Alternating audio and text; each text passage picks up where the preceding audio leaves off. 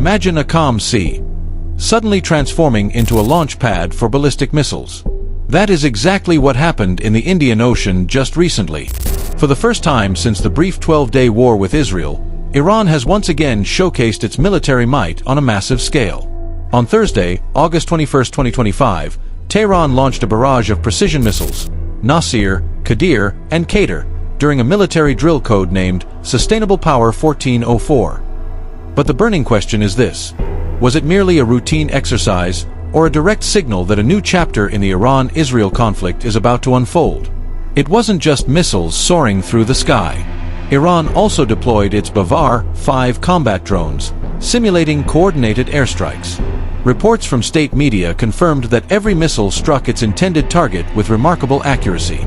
Observers were stunned. Iran was not only recovering from the June war, it seemed to be emerging stronger than before. This maneuver carries an unmistakable message.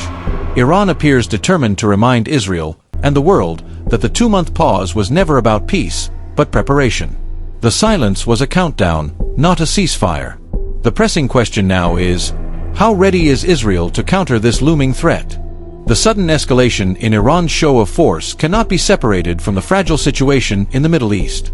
Just 2 months ago, during the short but destructive 12-day war, Israel struck deep into Iranian military infrastructure. Many believed that Tehran would need months, perhaps even years, to recover.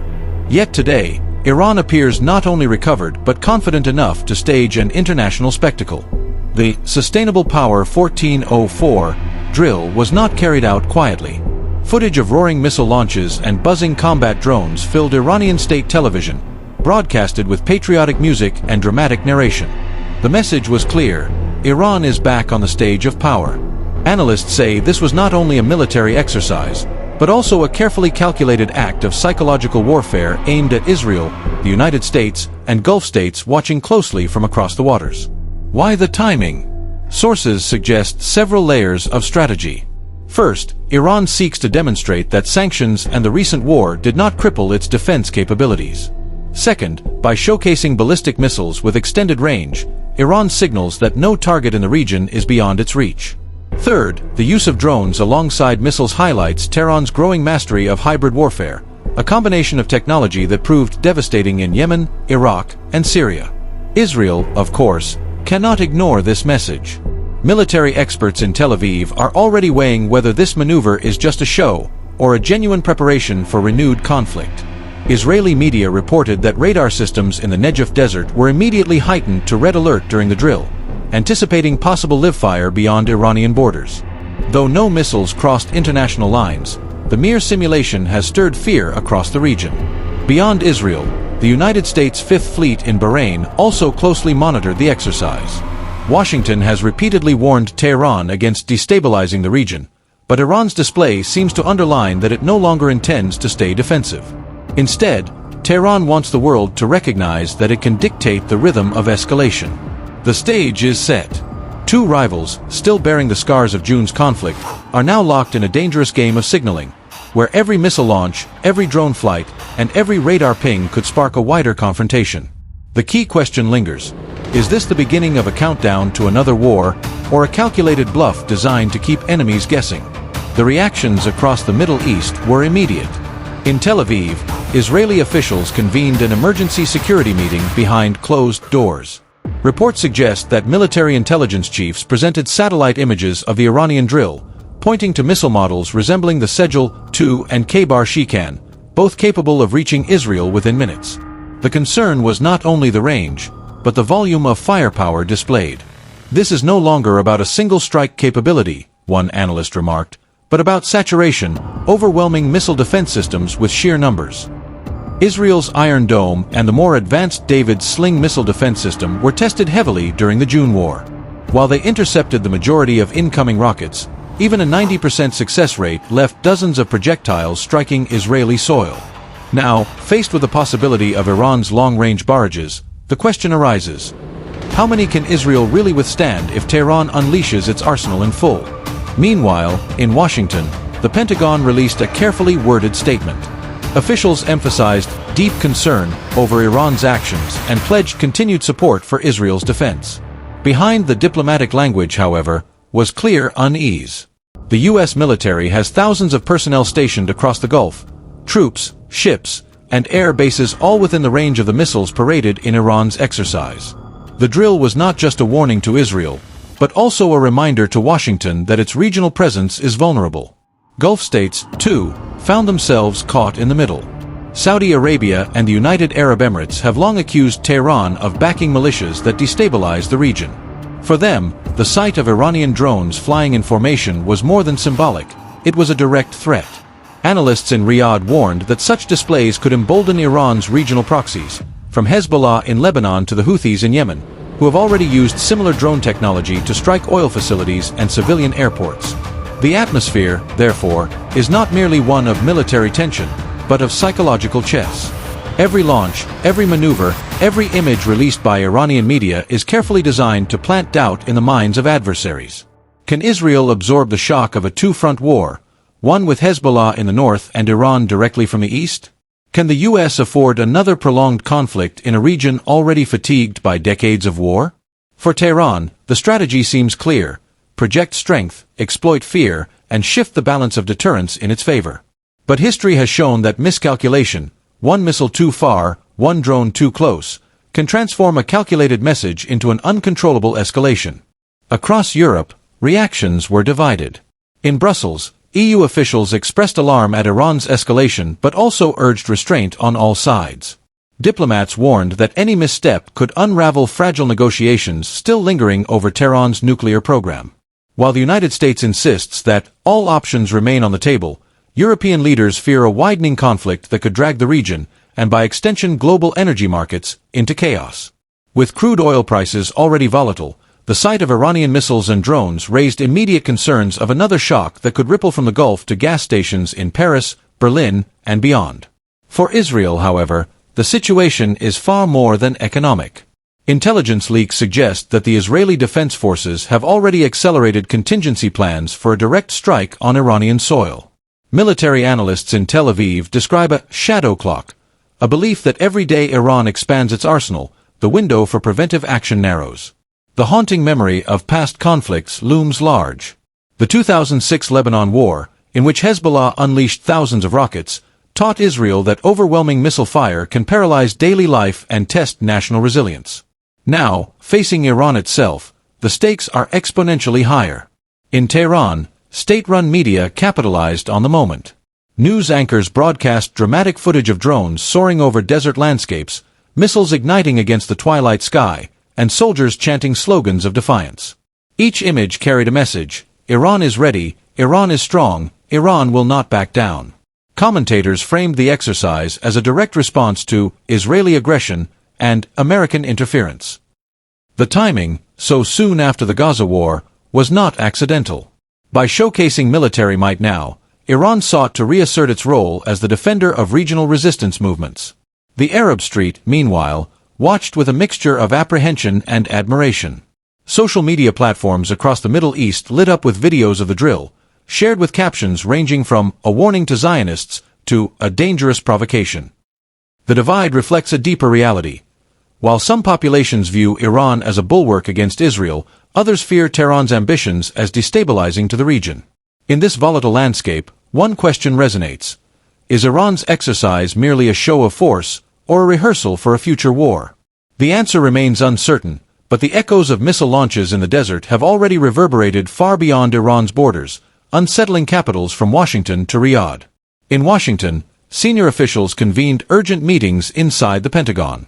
Sources close to U.S. defense circles revealed that the sudden scale of Iran's drill had taken intelligence agencies by surprise.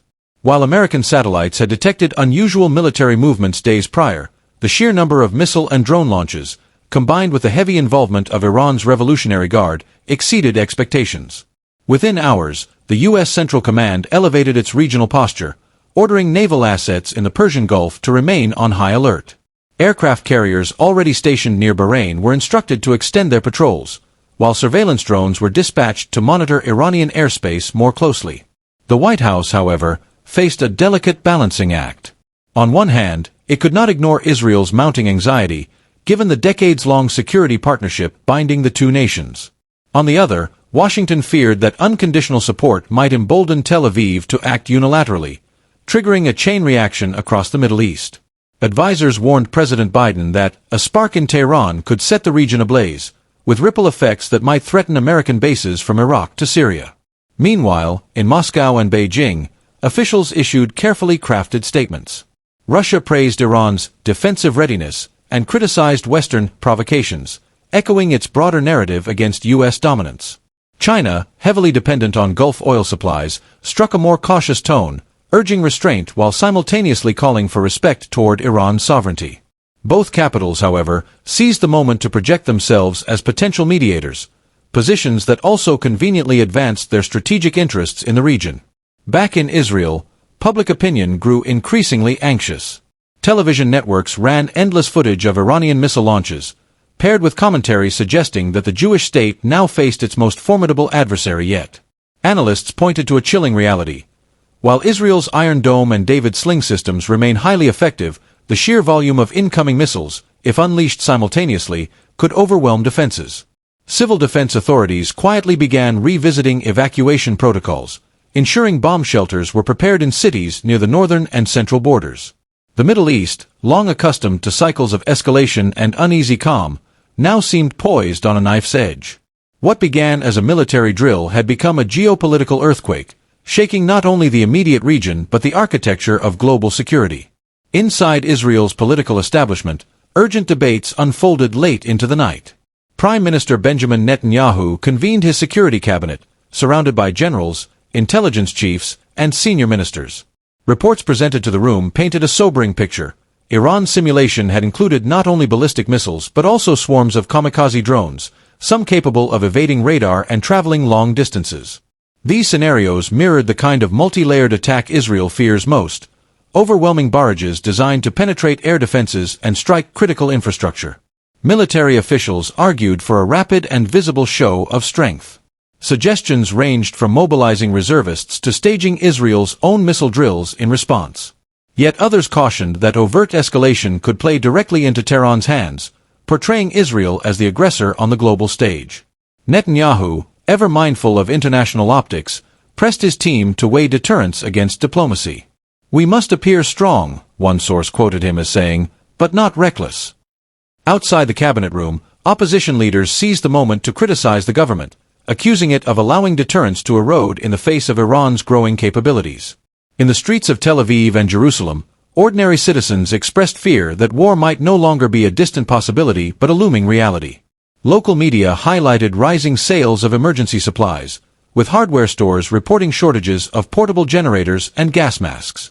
In Washington, the Pentagon swiftly convened its own crisis meetings. Senior defense officials briefed President Joe Biden on satellite imagery confirming Iran's exercises. What unsettled U.S. intelligence most was not the missile launches themselves but the scale and coordination. Analysts noted that Iran had tested trajectories aimed not just toward Israel but also toward U.S. bases scattered across the Persian Gulf. The message was unmistakable: any confrontation involving Israel could quickly draw in American forces. Within hours, the U.S. deployed additional naval assets to the region, including a destroyer equipped with the Aegis missile defense system.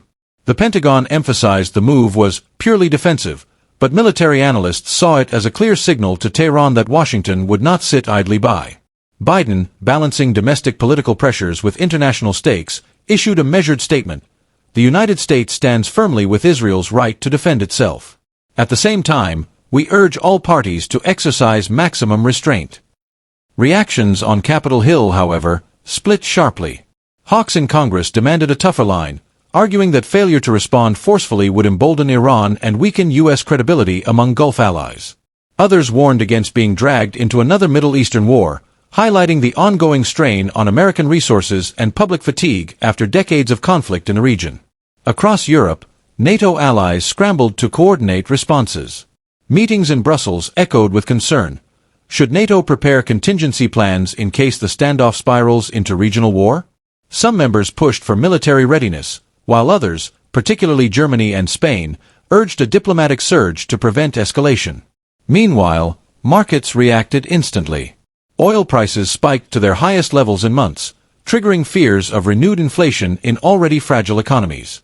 Stock exchanges from London to Tokyo dipped sharply, reflecting investor anxiety about the potential for a broader conflict disrupting global trade. Inside Israel, defense officials worked around the clock. Air Force squadrons ran mock intercept drills, while missile defense batteries were repositioned to cover major population centers. Reports emerged that underground bunkers near Tel Aviv were being stocked with additional supplies. The government's message to its citizens was clear: stay vigilant, be prepared. Tehran, for its part, dismissed Western warnings as propaganda. State-run broadcasters continued to glorify the drills, portraying Iran as a regional power capable of standing toe-to-toe with both Israel and the United States. Commentators close to the Revolutionary Guard boasted that America's era of unchecked dominance in the Middle East was ending. The world, watching with unease, sensed the fragility of the moment. Every statement, every troop movement, every televised image seemed capable of tilting the balance either toward fragile stability or uncontrollable confrontation. As night fell over the Middle East, the atmosphere grew heavier with tension. Israeli jets roared overhead in low-altitude patrols, their silhouettes cutting across the darkened sky. In southern Lebanon, residents reported unusual Hezbollah activity. Convoys of trucks moving under cover of darkness, fighters spotted near border villages, and new surveillance drones buzzing in the air. Israel's intelligence services assessed that Hezbollah was preparing contingency strikes should the standoff between Tehran and Tel Aviv escalate into direct confrontation. In New York, the United Nations Security Council convened an emergency midnight session. Diplomats from across the globe filled the chamber, exchanging urgent proposals. France and the United Kingdom pressed for immediate de-escalation, warning of catastrophic humanitarian consequences if war erupted. Russia and China, meanwhile, urged restraint but subtly criticized Washington's military reinforcements in the Gulf, calling them provocative actions. The divide highlighted just how difficult achieving a unified response would be. On the ground in Gaza, the atmosphere was equally tense. Civilians, long caught between Israeli airstrikes and militant rocket fire, braced for yet another round of violence. Aid groups warned of fuel shortages in hospitals and dwindling supplies of medicine. International humanitarian organizations appealed for safe corridors, fearing that if hostilities escalated, civilians would once again pay the heaviest price. In Tehran, hardline clerics delivered fiery sermons, hailing the drills as a symbol of defiance. Crowds gathered in Azadi Square waving Iranian flags, chanting slogans against Israel and the United States. Yet behind the nationalist fervor, quiet whispers hinted at unease. Many ordinary Iranians, weary from years of sanctions and economic hardship, feared that another war would only deepen their suffering. Back in Israel, Prime Minister Netanyahu convened his war cabinet for the third time in 24 hours. Leaks suggested that military planners were drawing up not just defensive measures but offensive scenarios, including preemptive strikes against Iranian facilities. Analysts warned that such a move, though bold, could ignite the very regional war leaders claimed they wanted to avoid. As the world watched live broadcasts, the question loomed large. Was this brinkmanship that would eventually give way to diplomacy, or was it the prelude to something far more devastating? History in the Middle East has often shown how quickly sparks can ignite uncontrollable fires. For now, both sides continued their dangerous dance. Missiles tested, warships deployed, words sharpened, and alliances tested. The coming days, perhaps even hours, would determine whether the region stepped back from the cliff's edge or plunged headfirst into conflict.